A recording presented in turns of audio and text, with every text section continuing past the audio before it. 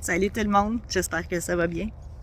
Eh bien oui, la voici la première vidéo avec le commencement de mon développement personnel en fait. Comment ça a commencé. Bien sûr, j'ai commencé en nature parce que ça commence souvent en nature, ça commence souvent, tu sais, on vient réfléchir souvent en nature quand on ne se sent pas bien, on est marché, tout ça. C'est super important de le faire. D'ailleurs, on ne devrait pas attendre de pas bien se sentir pour aller marcher, mais en tout cas, ça c'est une autre histoire. Mais bref. Ça a commencé, en fait, là, c'est ça, moi, quand j'étais adolescente, j'aimais beaucoup marcher. J'ai toujours aimé ça, marcher. J'allais souvent dans les parcs et tout ça, puis je me suis toujours sentie à part des autres. J'ai toujours eu des dons spéciaux, des choses comme ça. Ce qui a fait que, très, très, très jeune, j'étais très, très, très populaire à l'école. J'avais plein d'amis. Après ça, on était très pauvres chez moi et tout ça.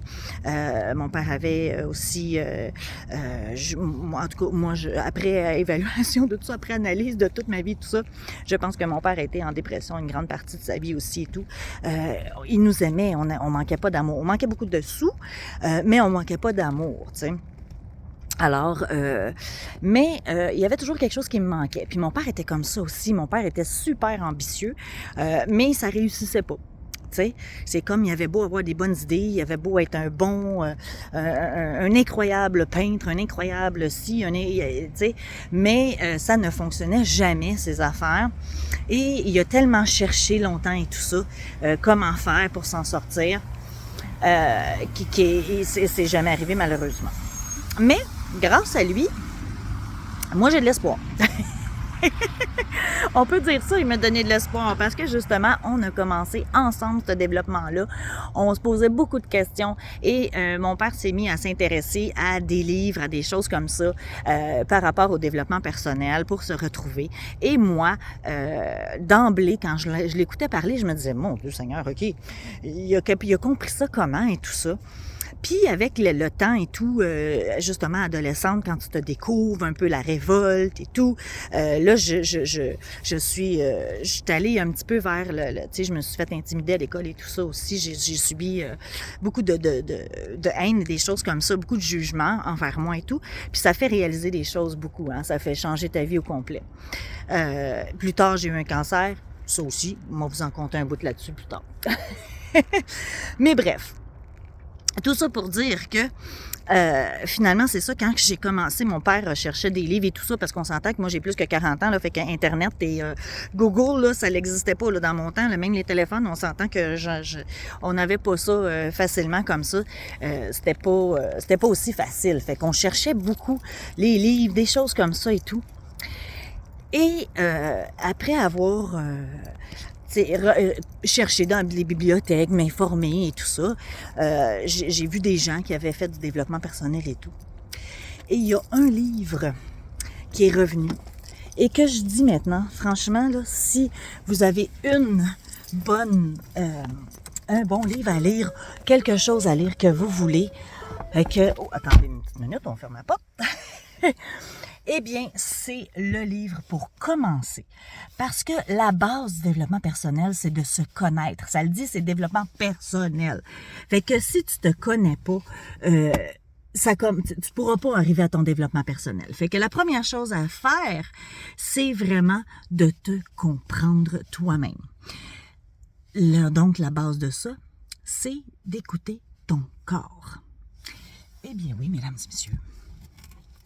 C'est le premier livre de développement personnel que j'ai lu et que je conseille à tous. Écoute ton corps. C'est vieux, là, ça fait très longtemps, là. Je vous dis, j'ai 40 ans, j'ai encore ce livre-là, comme vous voyez, là. Le chat l'a mangé, il y a eu de l'eau dessus, il a vécu, là. Il y a beaucoup de vécu, ce livre-là.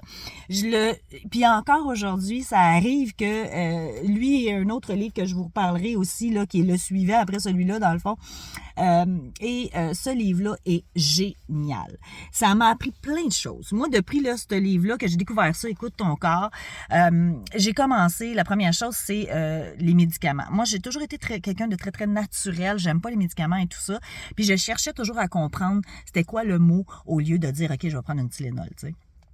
Et aujourd'hui, je vais vous dire, là, je pense que des Tylenol, là, à moins que vraiment, ça aille très, très mal, là, j'en prends jamais de ça.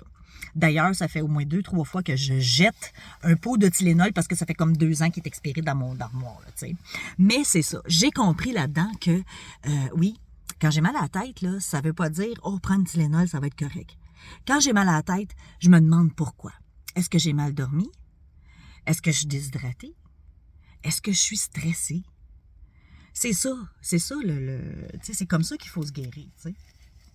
Et là, je vous donne un petit exemple, je vous donne un petit bout, là, dans le fond, de ça, et c'est vraiment génial, qu'est-ce que ça dit, c'est tellement vrai, ces choses-là, c'est incroyable. J'ai ouvert n'importe quelle page, là, ça a donné la fille d'énergie qui travaille dans les chakras et tout ça. Je l'ai lu tantôt, je l'ai trouvé génial, fait que j'ai plié le petit coin ici, comme vous pouvez voir, là, pour vous la redonner. Parce que la première phrase de cette page-là, c'est « Le manque d'énergie est un signal de ton corps et de ta superconscience qui t'avertit que présentement, tu agis, penses et vis d'une façon qui ne t'est pas bénéfique. Et que, par conséquent, tu manques de vie et de motivation. »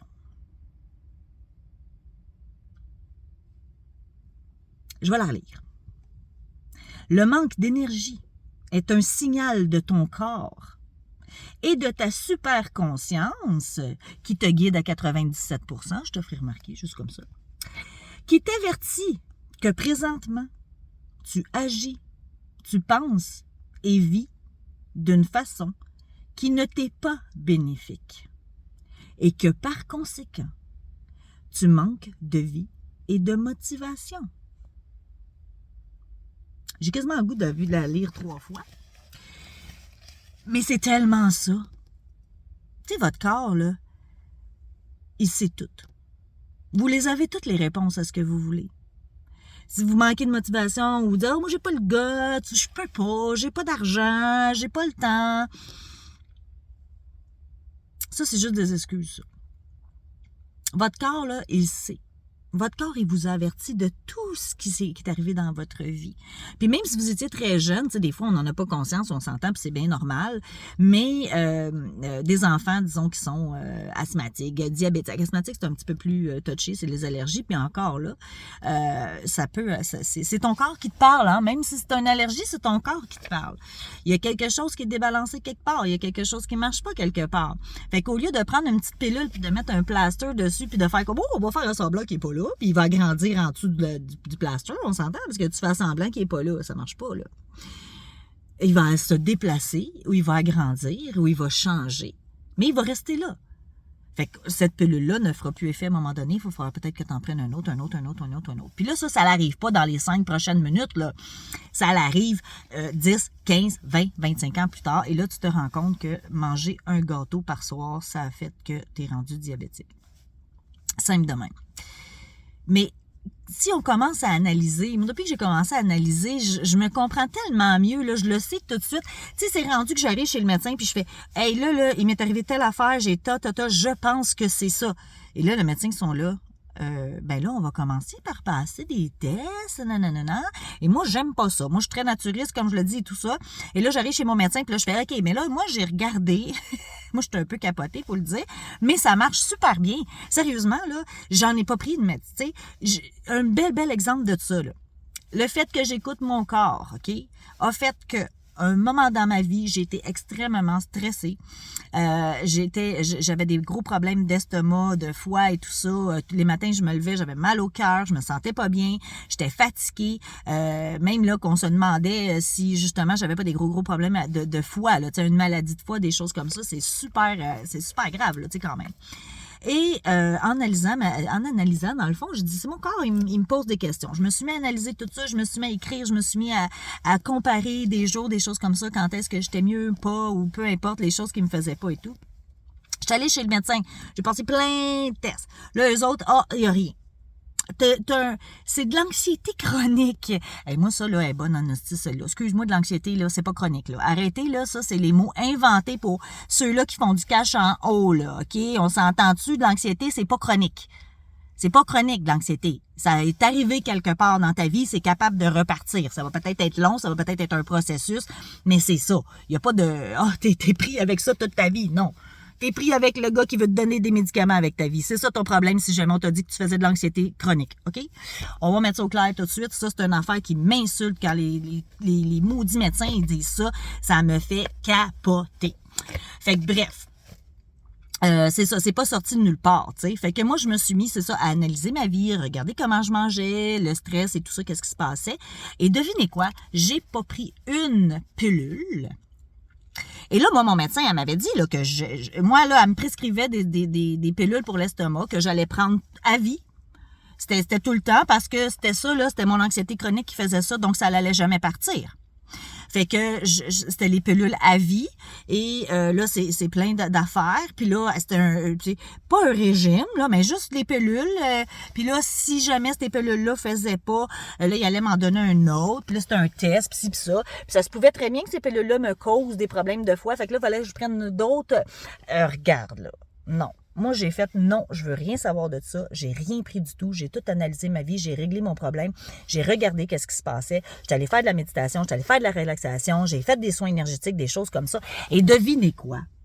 Je n'ai jamais pris de pilule. Et je n'ai plus jamais non plus de maux d'estomac. Ben, c'est sûr quand je mange trop épicé, là, mais je l'ai réglé mon problème. Mon problème, c'était pas mon estomac. Mon problème, c'était pas une pilule à prendre. Mon problème, c'est que j'étais stressée. C'est que dans ma tête, j'étais pas bien. Mes énergies étaient tout croche.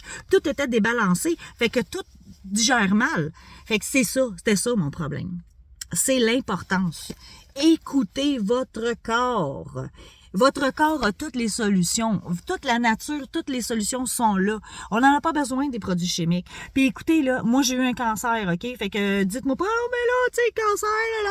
J'ai eu un cancer, puis savez-vous quoi? Ça fait 16 ans de ça et j'ai refusé les traitements de chimio. Moi, c'était, en fait, voyons, j'ai un blanc de mémoire. Pour l'interféron, excusez-moi, dans le temps. Je pense que ça n'existe plus d'ailleurs aujourd'hui, ces traitements-là, parce que c'était vraiment très, très, très fort, très, très chimique. Et c'est ça. Fait que moi, j'en ai pas pris. Non. J'ai une dame, des témoignages que j'ai vus et tout ça depuis que je regarde des gens justement qui ont changé beaucoup leur alimentation. L'alimentation, là, ça, là, c'est la base, mes amis, là, ça, là, on s'en sortira jamais. L'alimentation, c'est ça. Ça part de là. C'est point 1. Respiration, alimentation, sommeil, c'est ça qui fait vos formes, vos racines. Fait que, puis c'est ça, je connais quelqu'un, je connais. Écoute, des témoignages que j'ai vus et tout ça, j'ai rencontré des gens, je pourrais dire. J'ai rencontré quelqu'un qui faisait du diabète et il prenait 8 pilules par jour, matin, midi et soir. Là, on s'entend, là, fait que ça fait 8, là, hein, c'est pas juste 8. Grâce à son alimentation et tout ça, puis là, elle était condamnée à vie, là, c'était une maladie incurable, là. Elle mourait, la madame. Et c'est drôle, aujourd'hui, plus de pilules, plus rien. Top shape, la madame, elle n'a fait que se nourrir correctement et régler les déséquilibres qui étaient à l'intérieur de elle.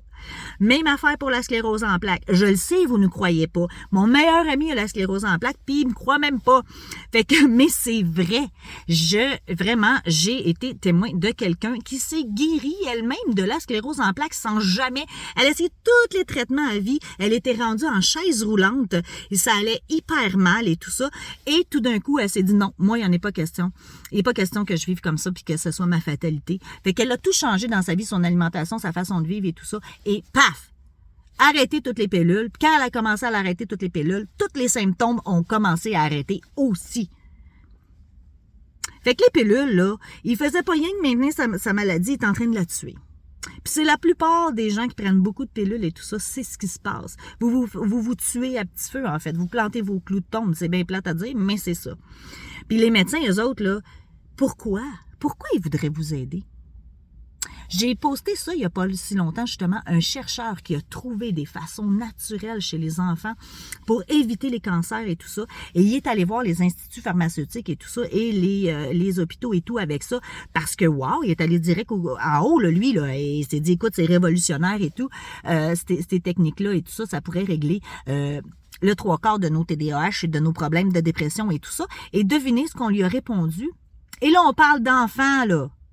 On parle d'enfants. Vous regarderez la vidéo, je l'ai postée sur ma page et on lui a répondu, mais moi, là, mon métier, c'est de faire de l'argent avec les médicaments. Pourquoi je voudrais trouver quelque chose de naturel pour aider le monde? Il s'est fait envoyer. Excusez, là, je le fais, le geste, mais c'est ça qui est arrivé.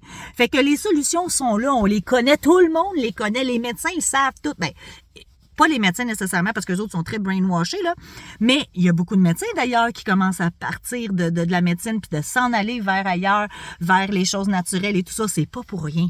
Ils savent, les grands, là, que la méditation, ça va régler tous les problèmes de dépression. Ils vous le diront jamais, ils vont devenir pauvres dans 10 ans.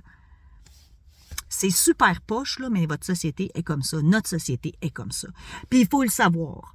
Bien, la solution, mesdames et messieurs, est bien plus facile que vous pensez, bien plus easy, bien plus simple, beaucoup moins cher aussi. C'est de commencer par écouter votre corps. Alors, merci à Lise Bourbeau, qui est Lise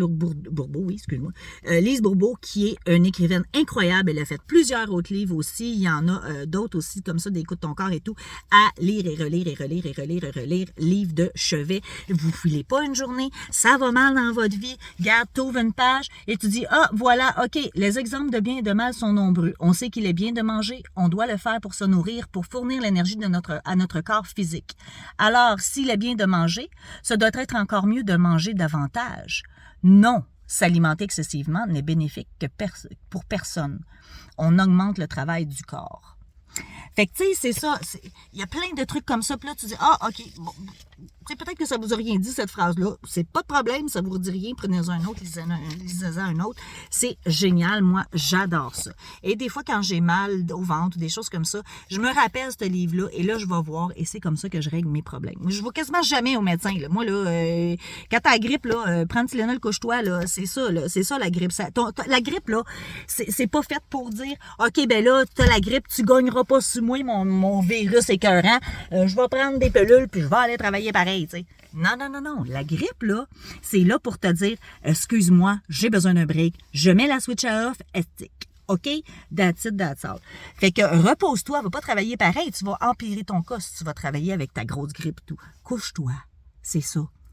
Ton corps, c'est ça qu'il a besoin. Pas besoin d'une Tylenol, pas besoin d'affaires rhume, sinus, patatata. Il a besoin de se reposer. Fait que bref. Tout ça pour dire que c'est comme ça que j'ai commencé mon développement personnel. C'est comme ça que j'ai commencé à découvrir qui je suis, qui on est les êtres humains, comment on est fait et comment on a beaucoup plus de puissance qu'on le pense, comment notre inconscient, et je l'ai posté, hein, vous savez, il y a juste votre conscient, là, il contrôle 3% de votre vie seulement. Tout le reste, toute votre vie, en fait, est contrôlée à 97% par votre inconscient et votre superconscience.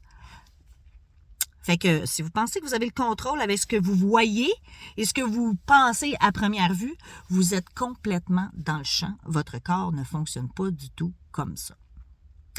Fait que voilà.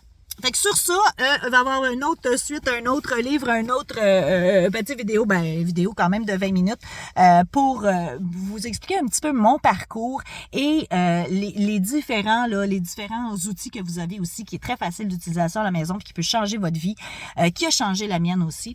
Fait que je vais le faire, je vais continuer à faire des petites vidéos comme ça pour vous informer, vous donner plein de trucs.